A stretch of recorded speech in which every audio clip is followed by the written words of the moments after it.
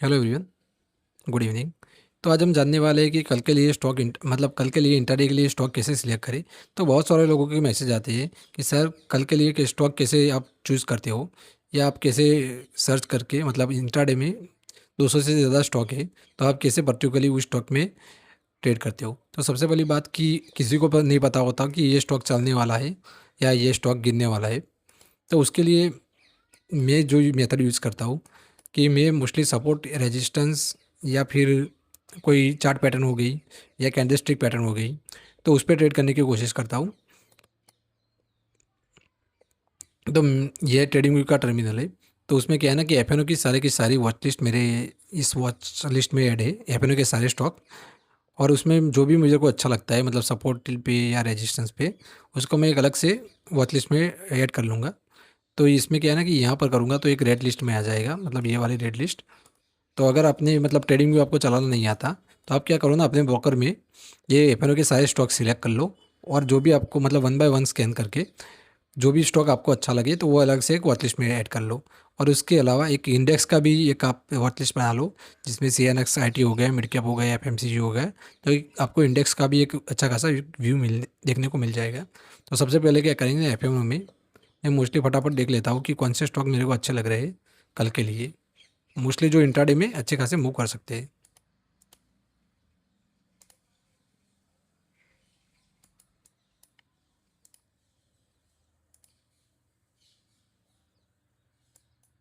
तो देखो ये एक्साइड इंडस्ट्री है।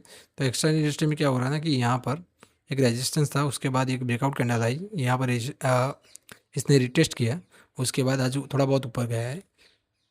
तो अगर इसके ऊपर मतलब ट्रेड करता है तो ये एक स्ट्रॉन्ग कैटेगरी में स्टॉक आ गया। तो अगर इसके ऊपर रहता है तो इसमें मोमेंटम आएगा, तो इसमें एक अच्छा खासा ट्रेड बन सकता है।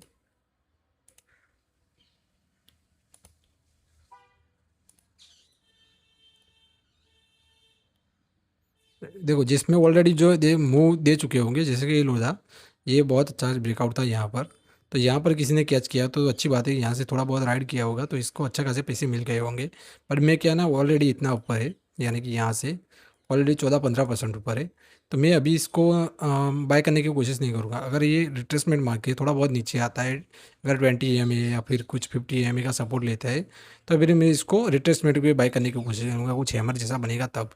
क्योंकि मतलब मोस्टली स्टॉक कैसे होते हैं कि चलती गाड़ी जैसे होते हैं, कि अगर चलती गाड़ी में आप बैठने की कोशिश करोगे तो आप गिर भी सकते हो। तो वो बात का भी आपको ध्यान रखना है।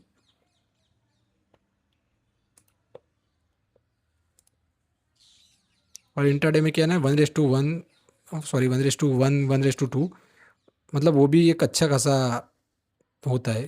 क्योंकि आपको इंट्राडे में ऊपर नीचे बहुत स्टॉक की मूवमेंट होगी वाइड, तो वो भी देखना है। ये देखो कमिंस इंडिया। तो कमिंस इंडिया में क्या हो रहा है ना कि देखो यहाँ से ब्रेकआउट आया था ये वाली कैंडल, तो उसका एक रिटेस्ट दे रहा है, रिटेस्ट दे के थोड़ा बहुत ऊपर आ रहा है। अगर मार्केट अच्छा रहा तो ये भी एक ऊपर की साइड मोमेंटम दे सकता है। और अगर 1 आवर की टाइम लाइन में देखोगे तो एक ट्रेंड लाइन जा रही थी ऊपर से, यहाँ से रेजिस्टेंस लिया, यहाँ से रेजिस्टेंस लिया, तो एक सम ऑफ काइंड चैनल में ट्रेड कर रहा है। अगर इस स्विंग के ऊपर निकलता है तो इसमें भी एक मोमेंटम आ सकता है, तो इसमें मैं एक अलग से वॉच लिस्ट में रख लूँगा। तो इसमें कि एक stock one by one select करने में क्या होगा ना कि आपको स्ट्रक्चर स्टॉक के सारे स्ट्रक्चर याद रह जाएंगे। जैसे कि ये अदानी एंसोल है, तो अदानी एंसोल अभी टॉप पे ट्रेड कर रहा है। तो अगर कोई आपको पूछेगा कि अदानी एंसोल कैसा है, तो मैं बोलूँगा कि भी स्टॉक है, थोड़ा बहुत ऊपर आया है, बट अगर नीचे आ सकता है तो ले सकता है। मतलब यहाँ पर रिट्रेसमेंट में आएगा तो यहाँ पर एक ऐड कर सकते हैं। तो आपको तरह एक आइडिया आ जाएगा। एक यूनो मिंडा देखो, तो यूनो मिंडा अभी भी एक रेंज में पड़ा पड़ा है। अगर हाँ, इस रेंज के ऊपर आता है, इसमें एक ट्रेंड लाइन भी जा रही थी यहाँ से, तो मोस्टली ये भी फंसा पड़ा है। तो अगर इसके ऊपर निकलता है तो हम एक बार मोमेंटम के साथ ऊपर जाता है तो इसमें बाइंग करने की कोशिश करेंगे।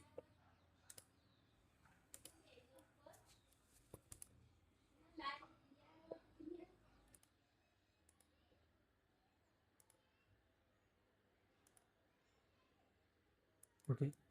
एक सुप्रीम इंडस्ट्री शॉर्ट के लिए देख सकते हैं यहाँ पर, क्योंकि ये लास्ट ये वाला जो मतलब सपोर्ट था वो भी इसने ब्रेक कर दिया, एक बाउंस आया, पर वो भी बाउंस करके ऊपर सस्टेन नहीं किया। अगर इसके नीचे आता है तो एक शॉर्ट में भी लिए अपॉर्चुनिटी बन सकती है। तो इसमें ये भी मैं एक अलग से वॉच लिस्ट में ऐड कर लूँगा। ट्रेंड, ये भी अभी भी मतलब बहुत गैप डाउन के बाद ये भी एक वीक कैटेगरी में आता है, तो इसको मैं अलग से वॉच लिस्ट में ऐड कर लूँगा।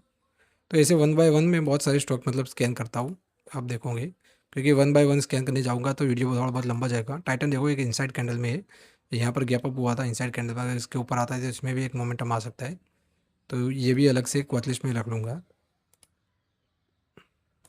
मतलब सारे स्टॉक नहीं देख रहा हूँ, वन बाय वन थोड़े बहुत देख रहा हूँ।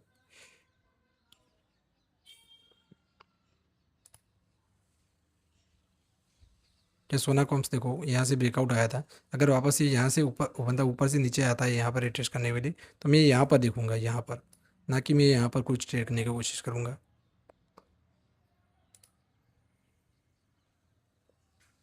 ये सीमेंस देखो यहाँ से ब्रेकआउट आया था, ऑलमोस्ट ये ब्रेकआउट मतलब सपोर्ट पे आया है, तो इसमें भी एक देख सकते हैं।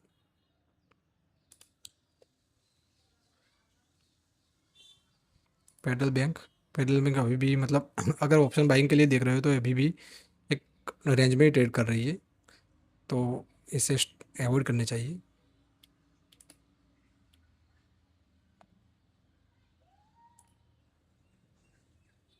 ये भी एक रेंज में फंसा पड़ा है। पोली के अब ऊपर से अच्छा खासा नीचे आ रहा है, तो इसमें भी एक शॉर्ट बन सकता है।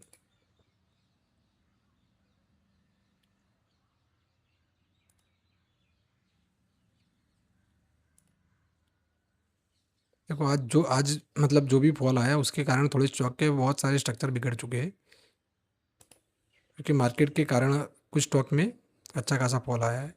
HDFC बैंक देखो यहाँ पे ब्रेकआउट आया था, फिर से यहाँ से ऊपर जाने की कोशिश कर,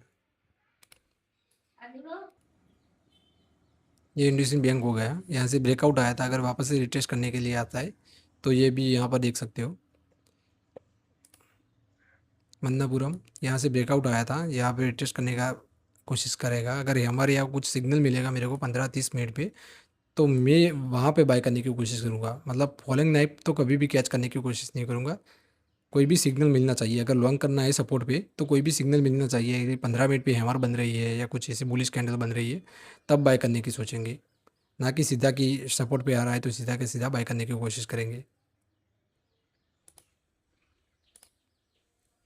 सारे के सारे वीक कैटेगरी में आते हैं।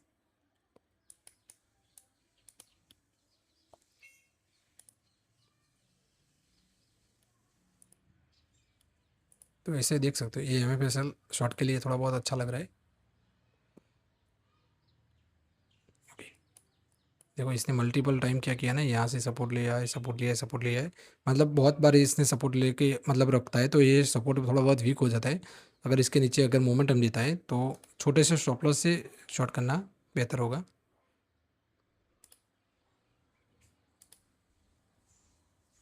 ओके, डिलीवरी हो यहाँ से ब्रेकआउट आया था, अगर इनकेस या वापस यहाँ पे आता है रिट्रेस करने के लिए और यहाँ पर हमारे यहाँ कुछ ऐसी कैंडल बनाता है, तो यहाँ से एक देख सकते हैं 488 के पास देखेंगे। तो वन बाय वन ऐसे स्टॉक स्कैन करता हूँ मैं मोस्टली, और जो भी अच्छे लगते हैं वो अलग से वॉच लिस्ट में रख लेता हूँ।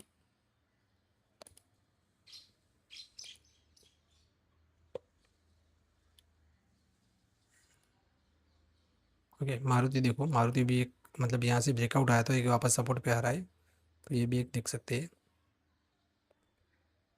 और LTF, तो LTF में भी यहाँ से ब्रेकआउट आया था 304 के आसपास, अगर यहाँ पर मिलता है तो यहाँ पर मैं बाय करने की कोशिश करूँगा, तो ये भी एक अलग से वॉच लिस्ट में डाल दिया हूँ।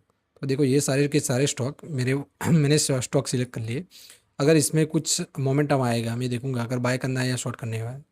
अगर इसमें कुछ ट्रेड बनता है तो इंट्राडे में लिए देखेंगे कि 5 मिनट में अगर ORB कट रही है या ऐसा कुछ रिवर्सल आ रहा है तो इसमें ट्रेड ले सकते हैं अच्छे खासे। तो ये वीडियो सिर्फ एजुकेशन पर्पज़ के लिए था। बहुत सारे लोगों की अलग अलग मेथड होती है, जैसे कि कोई स्कैनर यूज़ करता है या कोई टेलीग्राम या ट्विटर ऐसे चैनल को फॉलो करता है, तो यहाँ से स्टॉक सिलेक्ट करता है। तो ये मेरी पर्सनल थी कि मैं कैसे स्टॉक सिलेक्ट करता हूँ। चार्ट में कोई इंडिकेटर या फिर ऐसा कुछ लगाता नहीं हूँ, मोस्टली प्योर पॉइंट ऐसा कुछ भी नहीं, प्योर चार्ट सपोर्ट रेजिस्टेंस पे ट्रेड करने की कोशिश करता हूँ। तो ये था एक चार्ट सिलेक्शन का प्रोसेस। तो देखते हैं कल। Thank you.